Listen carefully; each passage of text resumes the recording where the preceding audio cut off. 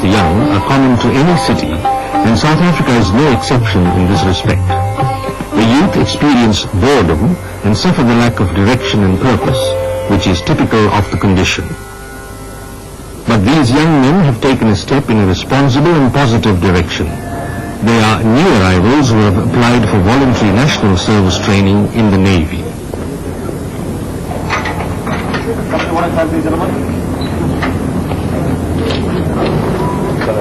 The young men join the service on their own initiative, often in groups. The Navy encourages them to join at an optimum age and level of education. The standards set are high. At first I felt panic in me, but when I passed the gate, I felt happier, and always I thought, deep into my mind, I always thought about what's going to happen next. Well, when I went to the Navy, my first experience was looking for a reading my history, because you don't know what's going on, because you people got different ranks, and in fact they were trying to get us used to the life of the Navy. But once you've been through the weekend we were here, we had a bit of a rough time, but it was preparing us for the future. I joined the Navy because I wanted some sort of security in my life. Firstly, I wanted to be a smart man, be proud of myself, and also being able to stand on 2 feet. I read about the career opportunities at SAS Jalsena. So when I matriculated, I decided to make the Navy my career. Their first experience of Navy life is initial documentation. This is followed by a comprehensive medical examination to ensure that they have the necessary physical capabilities for the tough training ahead. With uniform issue, the Navy's characteristic tradition of smartness ensures that care is taken over the fit of their clothing.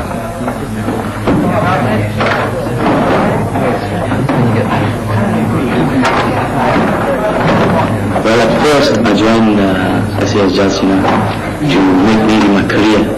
So I thought that after I finish my 2 years national service, I will take up a career in the Navy. But the career I like to choose is to follow the technical branch and become a ship's electrician.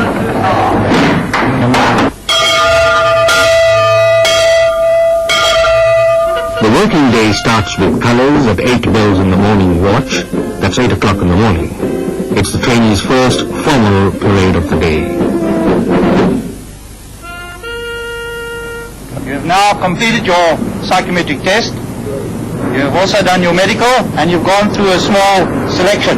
You're now the signing of the contract, which will then confirm that you're in the South African Navy. But I want to explain to you, before you sign this, what you're letting yourself in for. Once you sign that contract, it then means you've got to give us 3 months' notice, and you've got to pay an amount of 50 rand to get your discharge. Now this is ridiculous, because that 3 months that you've got to wait means that you've got to do your basic training anyway. Now I know that most of you have never been mixed up in large crowd individuals at home. And now all of a sudden you find yourselves in amongst a whole lot of other men. You also are a little bit homesick, I know you are. Now I assure you, gentlemen, that within 1 to 2 weeks you will be used to your training here, and you will then be able to, with pride, go ahead. And it's your privilege now, before you sign this contract, to want to go and go home. Is that quite clear? Yes. You've heard what I told the boss? Yes, Lieutenant. And you understand what I said? Yes, Lieutenant. You're quite happy? Yes, Lieutenant. The emphasis is strictly on voluntary service, and conditions are carefully explained before the men finally enlist for 2 years' service. In the spotless galley and dining hall, the dietary regulations of Indian religions are scrupulously observed. The majority of the chefs are Indian, skilled at providing the right foods at the right time. Nonetheless, checks on the men's satisfaction are constantly undertaken. The officer of the day is present at all meals. A very important phase in the first 3 months is to teach the basics of discipline on the parade ground. My first day on the parade field was difficult. I disliked it. I even went up to my instructor and asked him for a discharge. He told me, stick to it. It gets lighter on as you go. It was very tough. I found it difficult, especially when you got sometimes they feel like you're doing it. But as you get used to it, it's become easier. They start with theoretical training in the classroom, but thereafter it's the real thing. Boat work, fieldcraft and land fighting among other things. All the men undergo their training at SAS Jalsena. Later they go on to duties throughout the country in every sphere of naval involvement.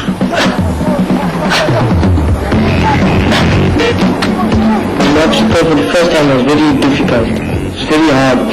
And you get ratings, in fact, don't do it properly, then you go again, you start again from the beginning. Sometimes you come almost to the halfway through the obstacle course and then you have to start again. It's tiring, but it's enjoyable, very enjoyable. You learn a lot from the obstacle course. Come on, Bowman! You fix for it! Come on! Get over him! Over now! Next! Up! Move! Over him! Come on! Next! Stop! Over! Next! Stop! Over! When we went on through the roads in our first road course, all of us went through it. But as we came to the most difficult ones, we couldn't get through. And by that time we were out of breath and very tired at that moment. We couldn't move ourselves.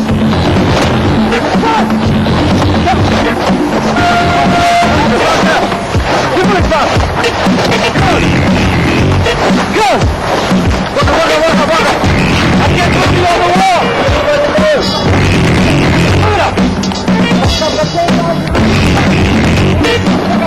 Oh, God, man! What the fuck?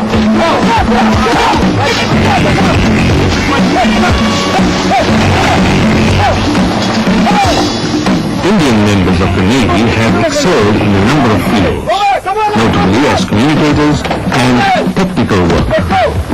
The boarding training is tackled usually on Friday just before the men go on weekend liberty. Normally this liberty is granted on 2 weekends out of 3.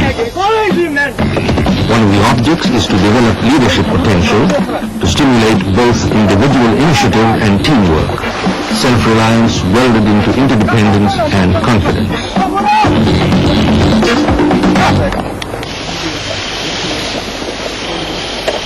You're all in line, you bunched up. Shouldn't be like that. Go forward. Go right forward. Forward, there's too much here. Go this way. Can you this way? That's a good one. Training too includes techniques of modern camouflage. It is as thorough and comprehensive as in any of the armed forces. The men of the Navy are trained in combat skills for use not only at sea, but in a widely varying range of terrain. Hold it together. Stay up.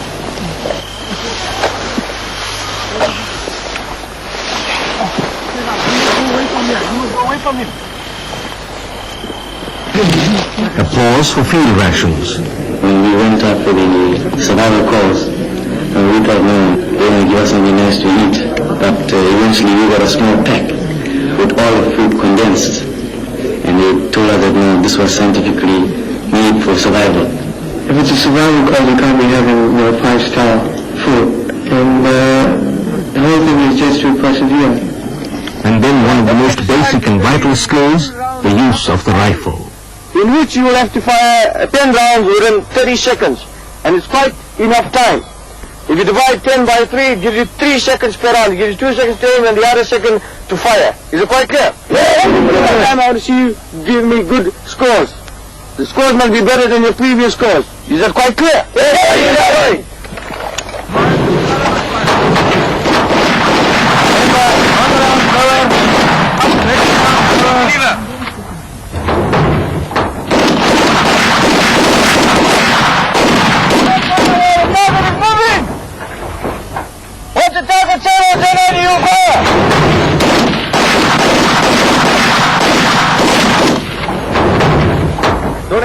Don't aim! No drive. When I say fire, you trigger. One at a time and not bang! Okay?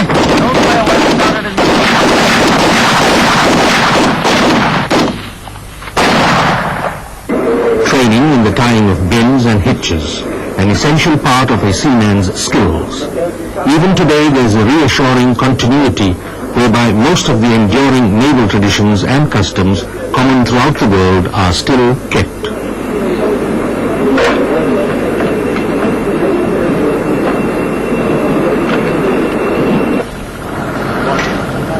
Here, a simulation of the abandoned ship drill, nothing less than training for survival at sea.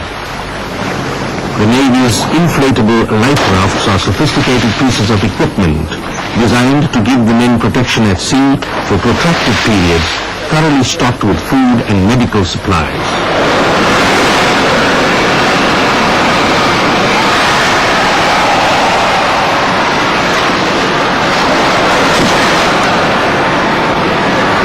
We all were standing the jetty and about to abandon ship, and their instructor goes to tell everyone, abandon ship. Now, I was a bit scared. I just stood at the jetty and looked at the water. The water was so green, and that reminded me of the depth of the grave. And the instructor said, jump. And I saw the others jumping and coming out, so it gave me more encouragement. So I did all the necessary things like blowing my nose, and the life jacket was partially inflated. So I took the courage and I jumped. I was a bit afraid because I didn't know how to swim in the first place. I'm in the fortunate position where I can swim and know where to the sea, so I didn't really fear anything. But the thought of jumping off a ship that's swimming under made it a different situation. The distress flare pinpoints their exact location for rescue at sea. Number 2 gun, fire! The men are seen here training for and executing the 21-gun salute that formed part of the Republic Day celebrations. Fire! Number 1 gun, fire! Number 2 gun, fire!